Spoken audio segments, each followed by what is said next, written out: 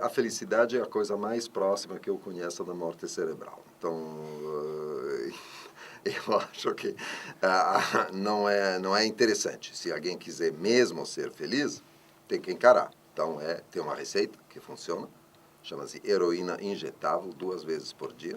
A vida vai ser curta, mas feliz. Ele nasceu em Milão, na Itália, em 1948 e com 17 anos fez sua primeira grande viagem. Ele fugiu de casa para morar em Londres. De lá passou pela Suíça, onde estudou filosofia, e pela França, onde estudou psicanálise. Trilhou os caminhos lisérgicos da Índia e do Nepal na década de 60. Conheceu de perto o sexo livre e a militância na Paris de 68. A felicidade é uma piada.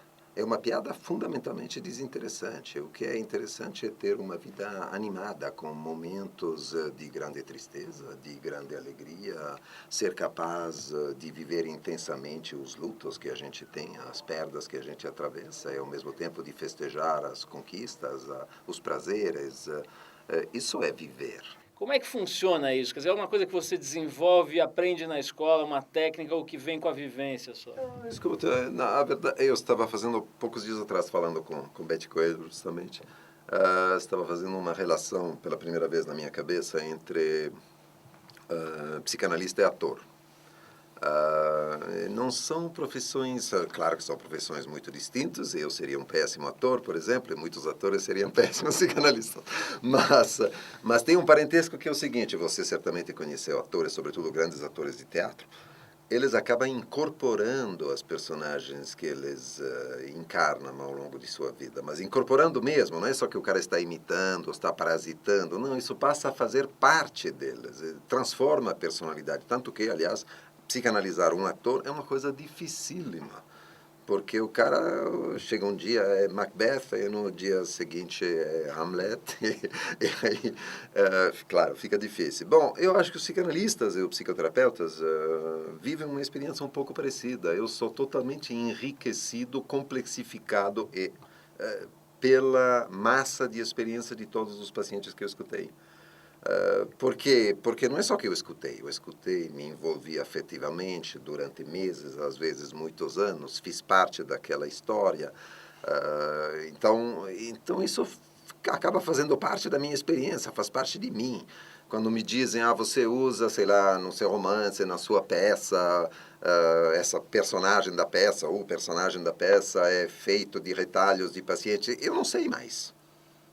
Porque em 34 anos de clínica, tudo aquilo faz parte de mim. Tem esse momento, no mínimo, curioso, interessante que o mundo está vivendo, né? Com esse derretimento da ordem vigente até aqui e uma ordem nova que ainda não se sabe exatamente qual é, mas aparentemente ela caminha para uma humanização maior das relações, etc. Pelo menos é uma dos desenhos possíveis, né? É evidente que na cidade de Nova York, em particular, a cidade certamente passou por um baque, porque o número de empregos que foram perdidos, o mercado financeiro apanhou muito seriamente. Isso eu acho ótimo, porque apesar de tudo, a sensação que a gente tinha nos anos 90, que o esperado de qualquer jovem que não fosse um otário, fosse que ele, aos 30 anos, ganhasse o primeiro $1 milhão,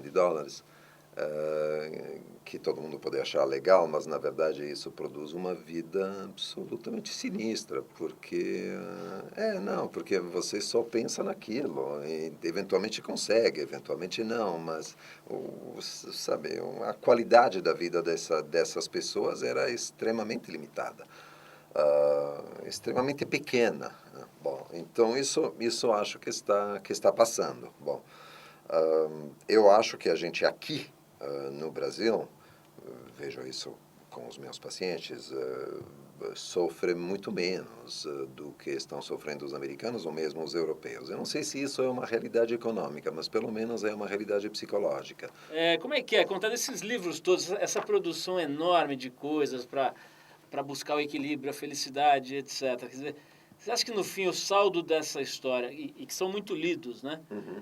O saldo dessa história tende para o positivo ou para o negativo? Dessa história, quer dizer, dos livros de Desses autoajuda? livros, exatamente. Bom, claro, escuta, é difícil generalizar porque há livros de autoajuda que são legais, que são interessantes, sobretudo quando são específicos. Eu conheço um monte, eu opero também como terapeuta de casal, conheço um monte de casais que, graças à leitura de um livro, conseguiram atravessar uma crise. Bom, então, se você pega, sei lá, como criar o seu bebê, não tem como ter um bebê sem ter um livro daqueles, porque senão a gente cai no desespero mais absoluto.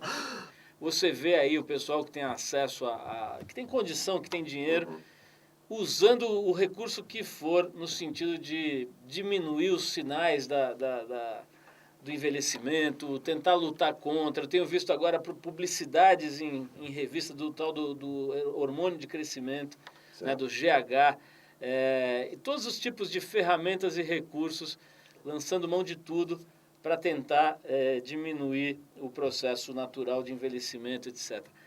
Como é que é a tua visão? Quer dizer, você acha que essa coisa é tão doentia assim, ou é natural que isso aconteça? O que você acha disso tudo? Escuta, eu acho que envelhecer é chato. E também é muito legal, mas digo chato no sentido em que, bom, para nós a vida é uma só. A não ser que você acredite no além ou em alguma justificativa da vida fora da própria vida, é claro que não é legal se deparar com o fato de que ela acaba. Bom, não é para sempre. Mas é por isso também que o que dá valor a uma vida é a qualidade do que foi vivido. Não sei, eu me deparei não muito tempo atrás, aliás, alguns anos atrás, com um diagnóstico que me dava pouco tempo de vida. Bom, graças a Deus eles abriram, né? Fizeram todas as aberturas necessárias. Eu estava dormindo, por sorte, mas viram que não era aquilo que eles tinham imaginado que fosse, então recosturaram, agradeci e foi embora. Mas não no mesmo dia, levei algumas semanas. Mas eu me lembro que foi um momento complicado, porque eu pensava mesmo que, meu Deus, eu ia ter 6 meses, mais ou menos. Mas eu fiquei bastante satisfeito, pelo menos com uma coisa, não com o fato de ter a perspectiva da morte iminente, mas simplesmente com o fato de que eu olhei para trás e eu pensei, foi uma puta corrida, né? Eu acho que isso é a coisa mais importante que a gente pode se dizer. Olha, durou o que durou, mas eu vivi esse negócio intensamente. Tive uma série de grandes prazeres, dores e companhia, mas enfim, as experiências foram variadas. Valeu.